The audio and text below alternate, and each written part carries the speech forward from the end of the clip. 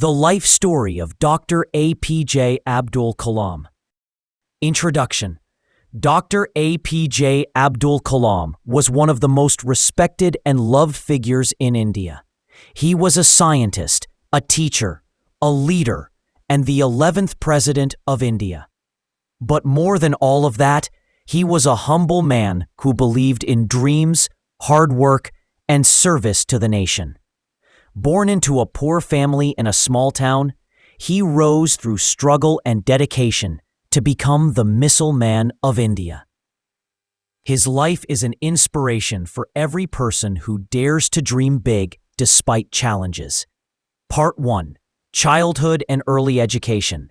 Avul Pakir Jainulabdin Abdul Kalam was born on October 15, 1931, in Rameswaram, a small town on an island in the southern state of Tamil Nadu, India.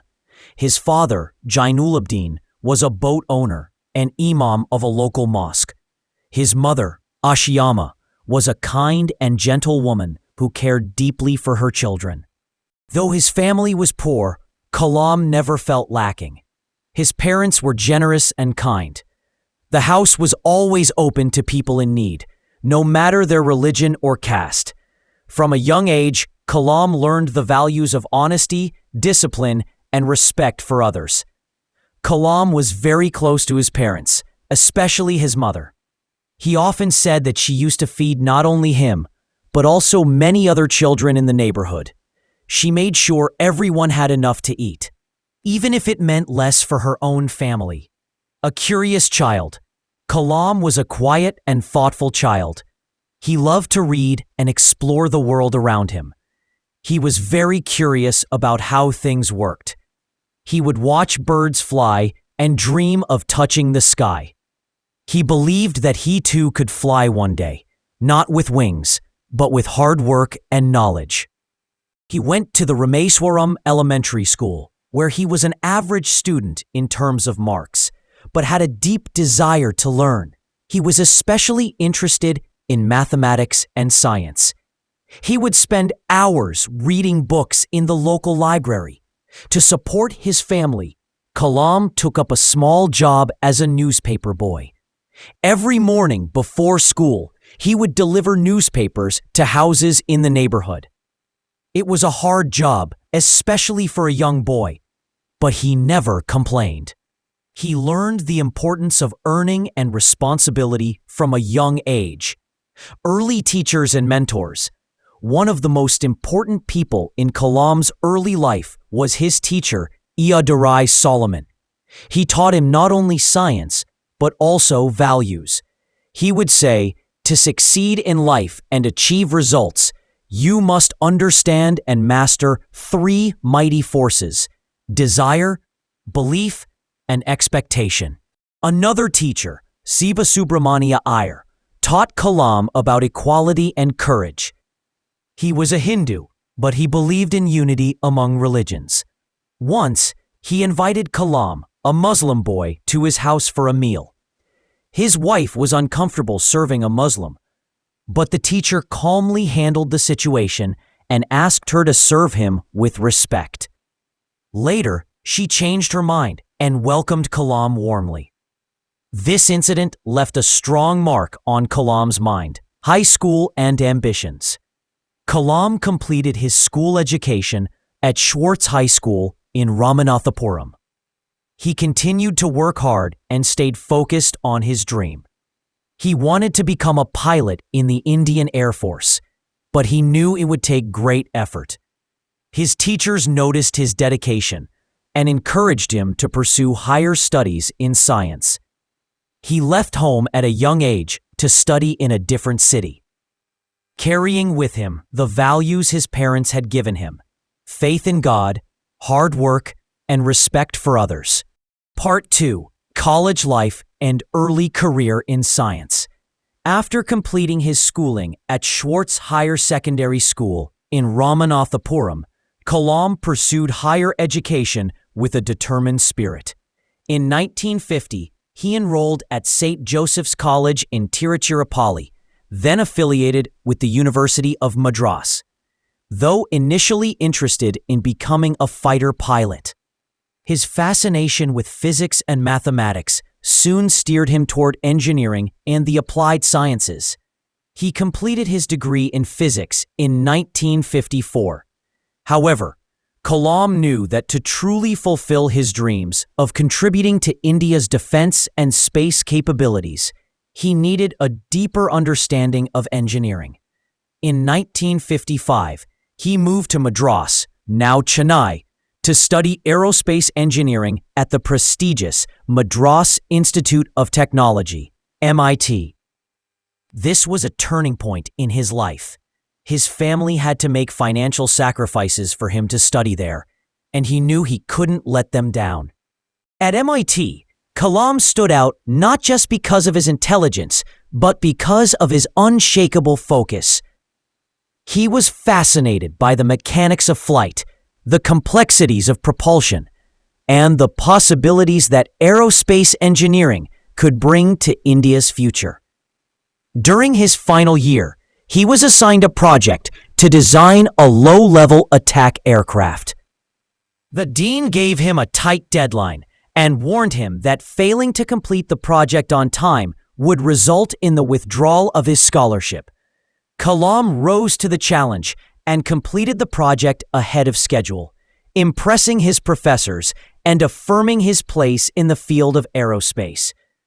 After graduating from MIT in 1960, Kalam joined the Aeronautical Development Establishment, ADE, of the Defense Research and Development Organization, DRDO. As a scientist, his first assignment was to design a small hovercraft. Though the project was not a major success, it gave him hands-on experience and a taste of leadership. Kalam was not fully satisfied with his work at DRDO in the early years.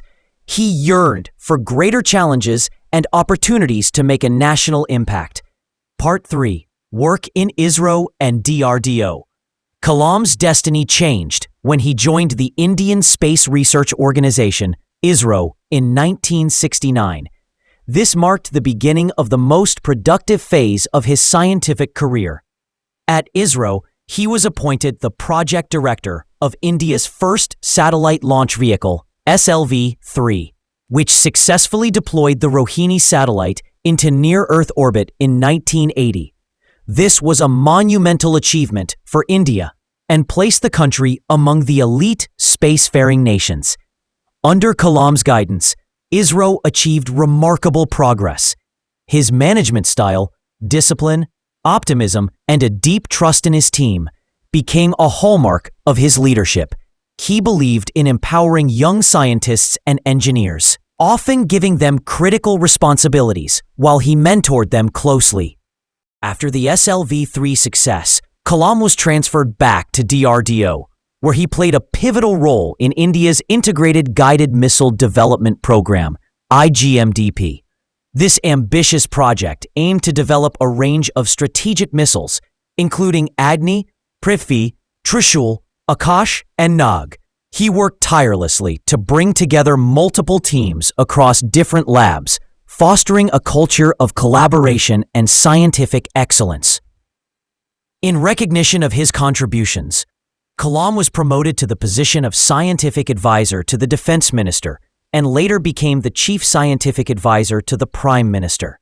His work in the defense sector earned him respect not only within the government, but also among the armed forces, who saw in him a visionary leader dedicated to national self-reliance. Part 4. The Missile Man of India. The successful launch of the Agni and Prithvi missiles in the 1980s and 1990s brought Kalam into the national spotlight. The media dubbed him the Missile Man of India, a title he wore with humility. For Kalam, the success of India's missile program was not about personal fame.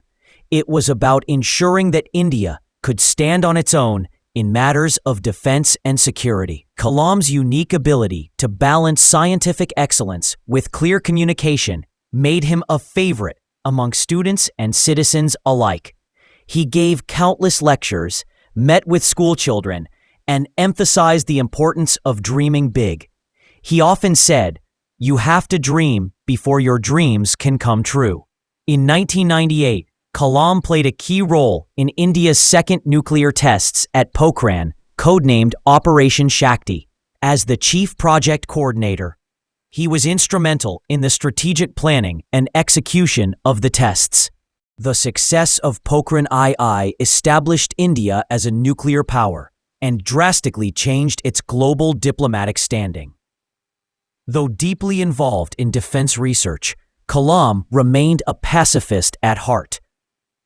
He believed that strength should always be used to maintain peace, not provoke war. His philosophy was rooted in the idea that technological advancement should lead to human development, not destruction. Part 5. Bharat Ratna and the People's President.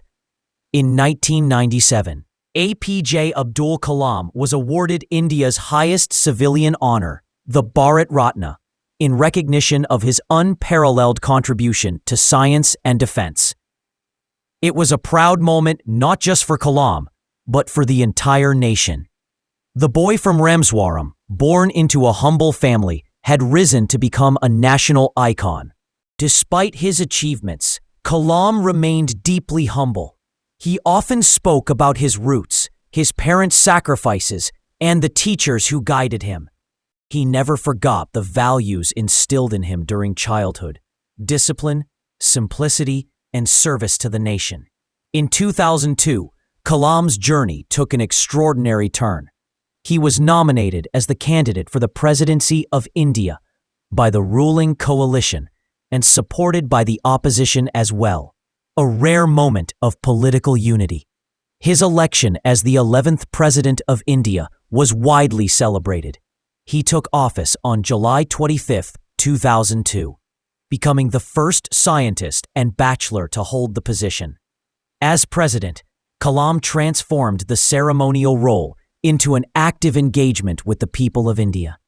He traveled extensively, especially to rural areas, and maintained direct communication with citizens. Children and youth were his priority. He launched initiatives in education, science, and rural development, and continued to promote his vision of a developed India by 2020. Kalam became affectionately known as the People's President. His humility, openness, and inspiring presence earned him the love of millions. Even after his presidency ended in 2007, he continued to serve the country as a teacher, writer, and speaker. Part 6. Legacy and Final Years.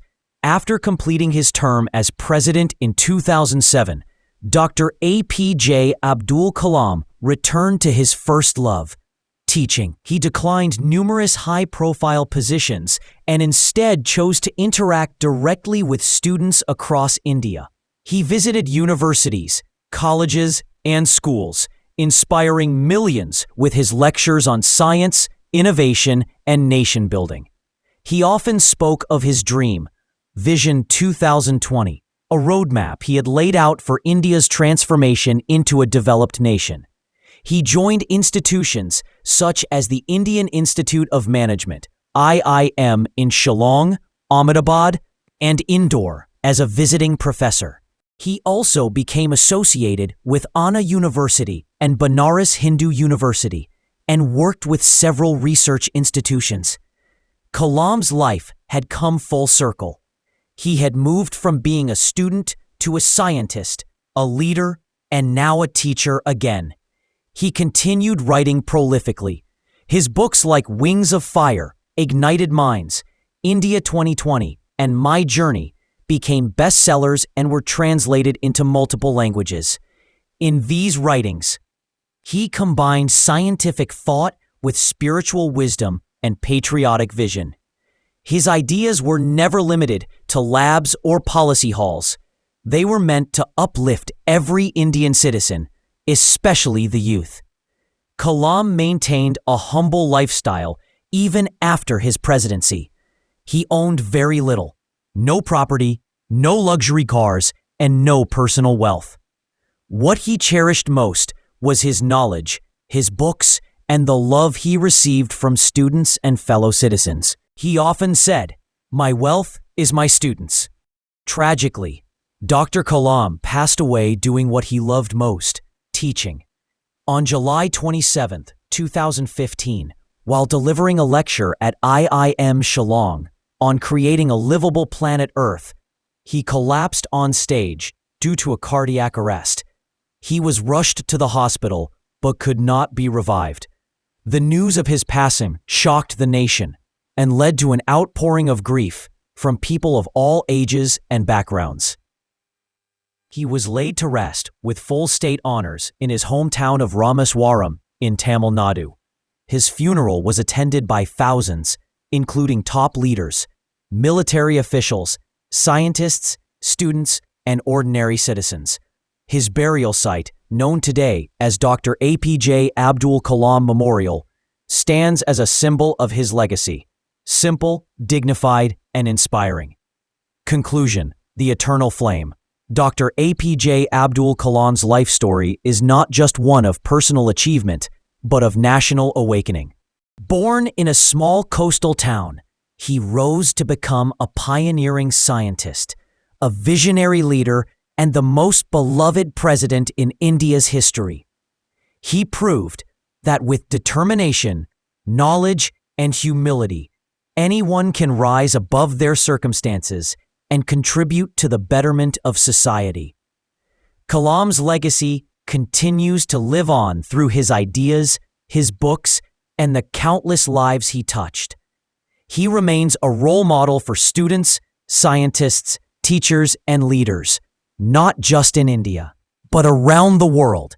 His messages about education, innovation, discipline, and integrity are more relevant than ever. He once said, "If you want to shine like a sun, first burn like a sun." And that is exactly what he did. He burned with purpose, passion, and perseverance, lighting the way for generations to come.